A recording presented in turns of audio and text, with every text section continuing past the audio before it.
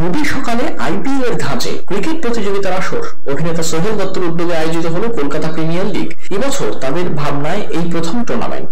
মোট 8টি দল খেলছে ক্রিকেট লিগে। নিউ আলিপুরের টার্ফ এক্সেলে আয়োজিত হলো ক্রিকেট টুর্নামেন্ট। অভিনেতা, খেলোয়াড়, রাজনীতিবিদ সকলেই অংশগ্রহণ করলেন ক্রিকেট টুর্নামেন্টে। রবিবার সারাদিন ধরে আয়োজিত হয় এই টুর্নামেন্ট। খেলার পাশাপাশি পিকনিকের মেজাজে একটি দিন কাটালেন সকলে। আসলে এই ব্যস্ততম সময়ে একজনের সঙ্গে আরেকজনের দেখা হওয়া খুব একটা হয়ে ওঠে না।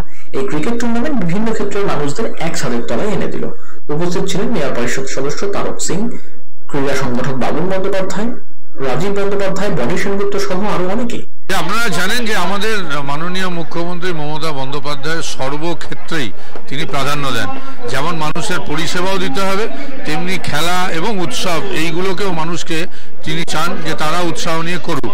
তো আজকে আমরা একটা আইপিএল এর ধাঁচে সোহেলের উদ্যোগে কেপিএল কলকাতা প্রিমিয়ার লিগ আজকে চালু হয়েছে, যেখানে 8টা টিম খেলছে। তার মধ্যে আমি নিজে একটা টিম নামিয়েছি।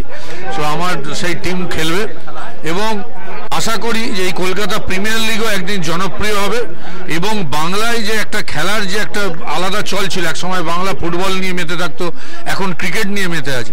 সুতরাং বাংলা ক্রিকেটেও আরও আগামী দিনে এগিয়ে যাক। হয়তো এই কেপিএল থেকেও দেখা যাবে প্রচুর আজকে বাচ্চা বাচ্চা ছেলেরা খেলছে, অনেক সেলিব্রিটি আর্টিস্টরা এসছে খেলছে, অনেক ছোট ছোট খেলোয়াড়রা এসছে। আমরা চাই আগামী দিনে এখান থেকেও তারা এগিয়ে আসুক এবং আগামী দিনে একটা সত্যি করে বাংলাও যে খেলায় 1 নম্বর সেই জায়গাটা নিয়ে যেতে চাই। হ্যাঁ, খেলবো। আমি তো দেখছেন জার্সি পরে রয়েছি, টস হয়ে গেছে, এর পরের ম্যাচে খেলবো। আমি একটা কেপিএল এরকম নতুনভাবে অর্গানাইজ করেছি। তো সেই জায়গায় যাদের যাদের বলেছিলাম টোটাল 8টা টিম খেলছি, সবাই আমরা বন্ধু বান্ধব। সেই জায়গায় খুব ভালো লাগছে এবং প্রথম ম্যাচটা চলছে, দ্বিতীয় ম্যাচটাই আমাদের। ওই জন্য আমাদের টিম দেখছেন আলাদা করে আমরা দাঁড়িয়েছি, কথাবার্তা বলবো, আলোচনা করবো। ভালোই হচ্ছে মোটামুটি পিকনিকের মতো। ওই মুখ্যমন্ত্রী অনুপ্রেরণার জন্যই আমি এগুলো করছি আর কি। ওনার অনুপ্রেরণাতেই আমরা এগুলো ইন্সপায়ার হয়েছি বলে করছি।